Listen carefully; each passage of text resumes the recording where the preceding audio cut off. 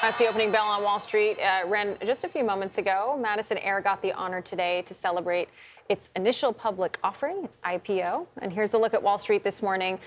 We had record highs yesterday. The S&P 500, an 11-day winning streak with the NASDAQ. That was also a record. Dow is up, a little bit. So at least we're keeping the green today. Let's bring in CBS News business analyst Jill Schlesinger.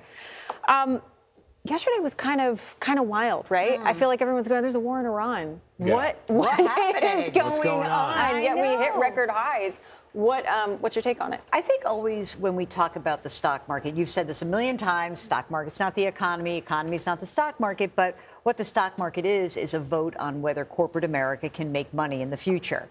And if you believe, like many investors do, that the talks in the Middle East are going on, and that hopefully we get to some conclusion eventually, then you might be left with this idea, well, how are companies doing then? And we see that companies are probably doing okay. They've done well for many quarters in a row. This quarter just started. And I think that there's a sense that we can push this bad news behind us. Now, by the way, investors, they've been wrong many times. So I'm not saying it's all over. I'm saying that that's the vibe has shifted away from we're scared, bad things in the Middle East, high oil, high gas, lower earnings. No, it has gone back to we're going to get through this, a little bit of a reduction in growth this year, but we're going to still see a lot of good corporate earnings reports this quarter and in the future. So people at home, we're trying to understand, they see rising gas prices, which they understand has to do with the price of oil, which is rising. How do they say to themselves, or how do they think about the rising price of oil and gas vis-a-vis the stock market? Is there any effect? I think that there is somewhat of a paradox there. You see bad news advertised to you every single day when you're driving past your gas station. It's Right. like the billboard for prices are high. Yes. And it's scary. And then you say, well, then why is the stock market up?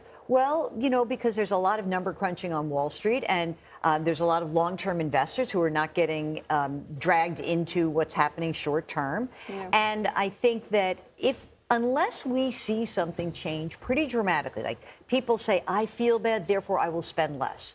But so far, I think that thankfully, the tax refunds that are maybe not quite as good as we expected, but it's extra money. If you think about they're going to get an extra $500 or $600 more than you did last year, that will help you absorb higher gas prices.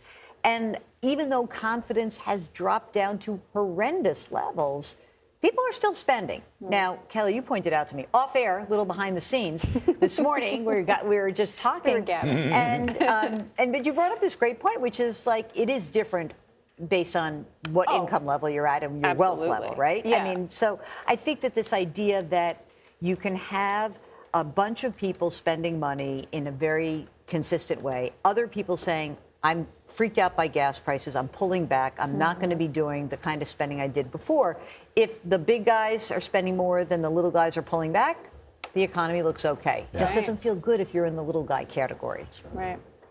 All right, Jill Schlesinger, always great to have you, my friend. Thank you.